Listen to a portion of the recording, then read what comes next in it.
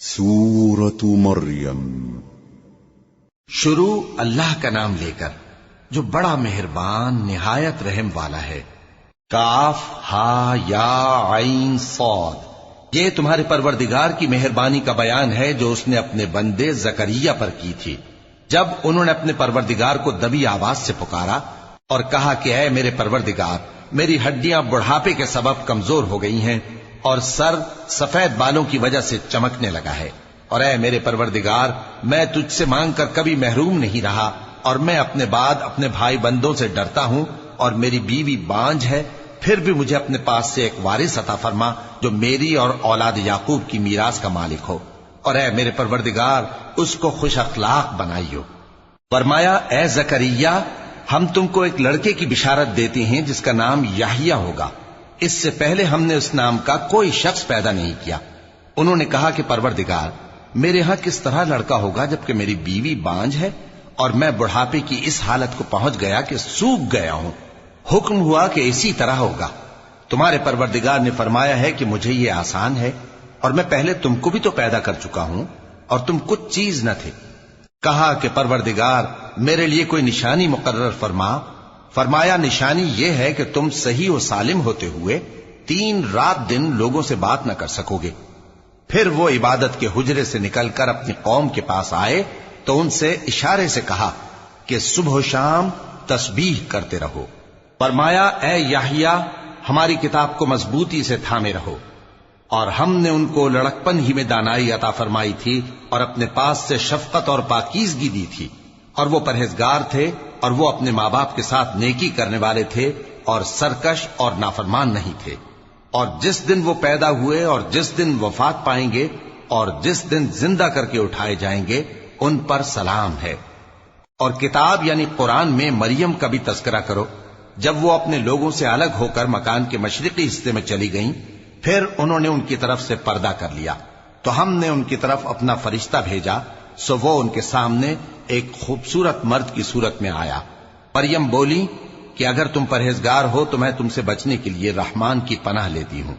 فرشتے نے کہا کہ میں تو تمہارے پروردگار کا بھیجا ہوا یعنی فرشتہ ہوں، اور اس لیے آیا ہوں کہ تمہیں پاکیزہ لڑکا بخشوں۔ مریم نے کہا کہ میرے ہاں لڑکا کیوں کر ہوگا جبکہ مجھے کسی مرد نے بطور شوہر چھوا تک نہیں اور میں بدکار بھی نہیں ہوں۔ فرشتے نے کہا کہ یوں ہی ہوگا۔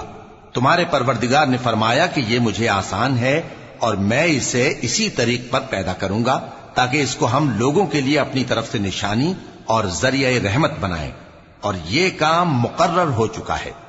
چنانچہ وہ اس بچے کے ساتھ حاملہ ہو گئیں اور اسے لے کر ایک دور جگہ چلی گئیں۔ پھر درد ذہ ان کو کھجور کے تنے کی طرف لے آیا، کہنے لگیں کہ کاش میں اس سے پہلے مر چکتی اور بھولی بسری ہو گئی ہوتی۔ تب ان کے ٹیلے کے نیچے کی جانب سے فرشتے نے ان کو آواز دی کہ غمناک نہ ہو، تمہارے پروردگار نے تمہارے نیچے ایک چشمہ پیدا کر دیا ہے، اور کھجور کے تنے کو پکڑ کر اپنی طرف ہلاؤ، وہ تم پر تازہ عمدہ کھجوریں گرائے گا، تو کھاؤ اور پیو اور آنکھیں ٹھنڈی کرو۔ اگر تم کسی آدمی کو دیکھو تو کہنا کہ میں نے اللہ کے لیے روزے کی منت مانی، تو آج میں کسی آدمی سے ہرگز کلام نہیں کروں گی۔ پھر وہ اس بچے کو اٹھا کر اپنی برادری والوں کے پاس لے آئیں۔ وہ کہنے لگے کہ مریم، یہ تو نے برا کام کیا۔ اے ہارون کی بہن، نہ تو تیرا باپ ہی برا آدمی تھا اور نہ تیری ماں ہی بدکار تھی۔ تو مریم نے اس بچے کی طرف اشارہ کیا۔ وہ بولے کہ ہم اس سے کہ گود کا بچہ ہے کیسے بات کریں؟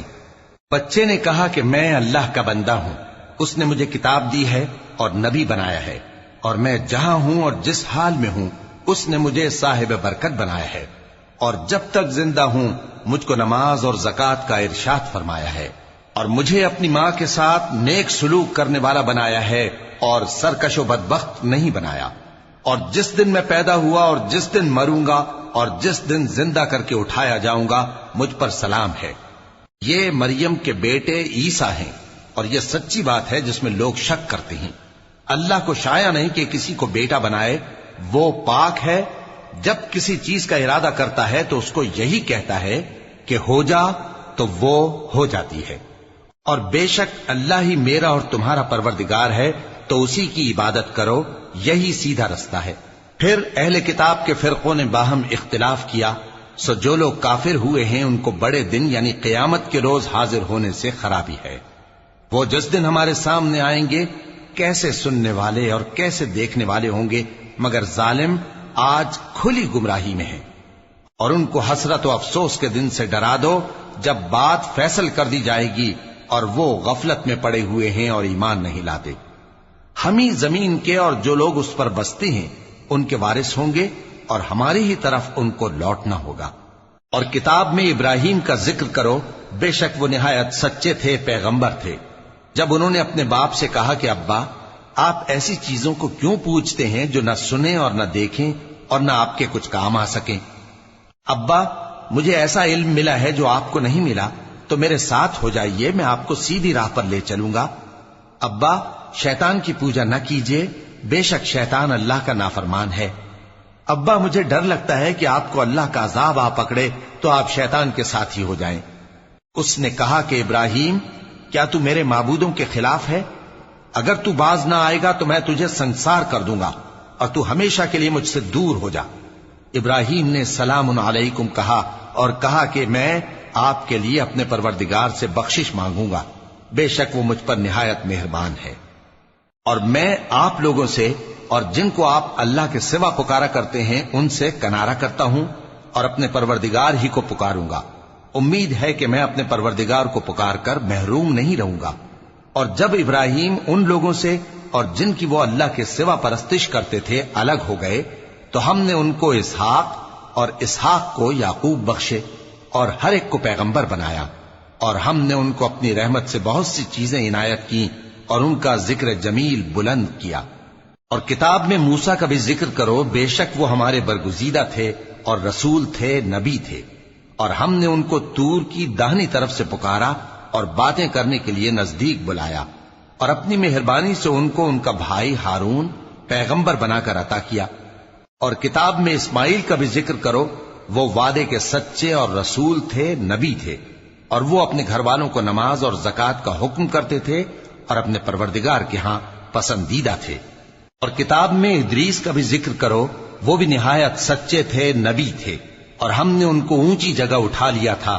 یہ وہ لوگ ہیں جن پر اللہ نے اپنے پیغمبروں میں سے فضل کیا، یعنی اولاد آدم میں سے، اور ان لوگوں میں سے جن کو ہم نے نوح کے ساتھ کشتی میں سوار کیا، اور ابراہیم اور یعقوب کی اولاد میں سے، اور ان لوگوں میں سے جن کو ہم نے ہدایت دی اور جنہیں برگزیدہ کیا۔ جب ان کے سامنے ہماری آیتیں پڑھی جاتی تھیں تو سجدے میں گر پڑتے اور روتے رہتے تھے۔ پھر ان کے بعد چند ناخلف ان کے جانشین ہوئے جنہوں نے نماز کو ضائع کر دیا اور خواہشات نفسانی کے پیچھے لگ گئے، سو ان قریب ان کو گمراہی کی سزا ملے گی۔ ہاں جس نے توبہ کی اور ایمان لایا اور عمل نیک کیے تو ایسے لوگ بہشت میں داخل ہوں گے اور ان کا ذرا نقصان نہ کیا جائے گا، یعنی ہمیشہ کی بہشتوں میں جس کا اللہ نے اپنے بندوں سے وعدہ کیا ہے کہ جو ان کی آنکھوں سے پوشیدہ ہے۔ بے شک اس کا وعدہ نیکوکاروں کے سامنے آنے والا ہے، وہ اس میں سلام کے سوا کوئی بےہودہ کلام نہ سنیں گے اور ان کو صبح و شام کھانا ملے گا۔ یہی وہ جنت ہے جس کا ہم اپنے بندوں میں سے ایسے شخص کو مالک بنائیں گے جو پرہیزگار ہوگا۔ اور فرشتوں نے پیغمبر کو جواب دیا کہ ہم تمہارے پروردگار کے حکم کے سوا اتر نہیں سکتے، جو کچھ ہمارے آگے ہے اور جو پیچھے ہے اور جو اس کے درمیان ہے سب اسی کا ہے، اور تمہارا پروردگار بھولنے والا نہیں، یعنی آسمان اور زمین کا اور جو ان دونوں کے درمیان ہے سب کا پروردگار، تو اسی کی عبادت کرو اور اس کی عبادت پر ثابت قدم رہو۔ بھلا تم کوئی اس کا ہم نام جانتے ہو؟ اور کافر انسان کہتا ہے کہ جب میں مر جاؤں گا تو کیا زندہ کر کے نکالا جاؤں گا؟ کیا ایسا انسان یاد نہیں کرتا کہ ہم نے اس کو پہلے بھی تو پیدا کیا تھا جبکہ وہ کچھ بھی چیز نہ تھا؟ سو تمہارے پروردگار کی قسم ہم ان کو جمع کریں گے اور شیطانوں کو بھی، پھر ان سب کو جہنم کے گرد حاضر کریں گے اور وہ گھٹنوں پر گرے ہوئے ہوں گے۔ پھر ہر گروہ میں سے ہم ایسے لوگوں کو کھینچ نکالیں گے جو رحمان کے مقابلے میں سخت سرکشی کرتے تھے، پھر ہم ان لوگوں سے خوب واقف ہیں جو اس میں داخل ہونے کے زیادہ لائق ہیں، اور تم میں سے کوئی شخص نہیں مگر اسے اس پر گزرنا ہوگا، یہ تمہارے پروردگار پر لازم ہے، مقرر ہے۔ پھر ہم پرہیزگاروں کو نجات دیں گے اور ظالموں کو اس میں घुटनों के बल पड़ा हुआ छोड़ देंगे। और जब उन लोगों के सामने हमारी आयतें पढ़ी जाती हैं तो जो काफिर हैं वो मोमिनों से कहते हैं कि दोनों फरीक में से मकान किसके अच्छे और मजलिसें किसकी बेहतर हैं। और हमने इनसे पहले बहुत सी उम्मतें हलाक कर दी, वो लोग इनसे ठाट बाट और नुमुद नुमाइश में कहीं अच्छे थे। कह दो कि जो शख्स गुमराही में पड़ा हुआ है, रहमान उसको आहिस्ता आहिस्ता मोहलत दिया जाता है, यहां तक कि जब उस चीज को देख लेंगे जिसका इनसे वादा किया जाता है, खा अजाब और खा कयामत, तो उस वक्त जान लेंगे कि मकान किसका बुरा है और लश्कर किसका कमजोर है। और जो लोग हिदायत याब हैं, अल्लाह उनको ज्यादा हिदायत देता है, और नेकियां जो बाकी रहने वाली हैं वो तुम्हारे परवरदिगार के यहां सिले के लिहाज से खूब और अंजाम के एतबार से बेहतर हैं। भला तुमने उस शख्स को देखा जिसने हमारी आयतों से कुफ्र किया और कहने लगा कि अगर मैं अस्सर नौ जिंदा हुआ भी तो यही माल और औलाद मुझे वहां मिलेगा? क्या उसने गैब की खबर पाली है या अल्लाह के यहां से अहद ले लिया है? हरगिज नहीं। ये जो कुछ कहता है हम उसको लिखते जाते और उसके लिए आहिस्ता आहिस्ता अजाब बढ़ाते जाते हैं। और जो चीजें ये बताता है उनके हम वारिस होंगे, और ये अकेला हमारे सामने आएगा। और उन लोगों ने अल्लाह के सिवा और माबूद बना लिए हैं ताकि वो उनके लिए मूजिब इज्जत हों। हरगिज नहीं, वो माबूद उनकी परस्तिश से इनकार करेंगे और उनके दुश्मनों मुखालिफ होंगे। क्या तुमने नहीं देखा कि हमने शैतानों को काफिरों पर छोड़ रखा है कि वो उनको खूब उकसाते रहती हैं? तो तुम उन पर अजाब के लिए जल्दी ना करो कि हम तो उनके लिए दिन शुमार कर रहे हैं। जिस रोज हम परहेजगारों को रहमान के सामने बतौर मेहमान जमा करेंगे और गुनहगारों को दोजख की तरफ प्यासे हाँक ले जाएंगे, तो लोग किसी की सिफारिश का इख्तियार न रखेंगे मगर जिसने रहमान से इकरार ले लिया हो। और कहते हैं कि रहमान बेटा रखता है। ऐसा कहने वालों, ये तो तुम बुरी बात जबान पर लाते हो। करीब है कि इस झूठ से आसमान फट पड़े और जमीन शक हो जाए और पहाड़ पारा पारा होकर गिर पड़े कि इन्होंने रहमान के लिए बेटा तजवीज किया। और रहमान को शाया नहीं कि किसी को बेटा बनाए। हर शख्स जो आसमानों और जमीन में है रहमान के रूबरू बतौर बंदा ही आएगा। उसने इन सब को अपने इल्म से घेर रखा और एक एक को शुमार कर रखा है। और ये सब क़यामत के दिन उसके सामने अकेले अकेले हाजिर होंगे। और जो लोग ईमान लाए और अमल नेक किए, रहमान उनकी मोहब्बत मखलूकात के दिल में पैदा कर देगा। ए पैगंबर सल्लल्लाहु अलैहि वआलिहि वसल्लम, हमने ये कुरान तुम्हारी जबान में आसान बनाकर नाजिल किया है ताकि तुम इससे परहेजगारों को खुशखबरी पहुंचा दो और झगड़ालुओं को डर सुना दो। और हमने इनसे पहले बहुत से गिरोहों को हलाक कर दिया है। भला तुम इनमें से किसी को देखते हो या कहीं इनकी भिनक सुनते हो?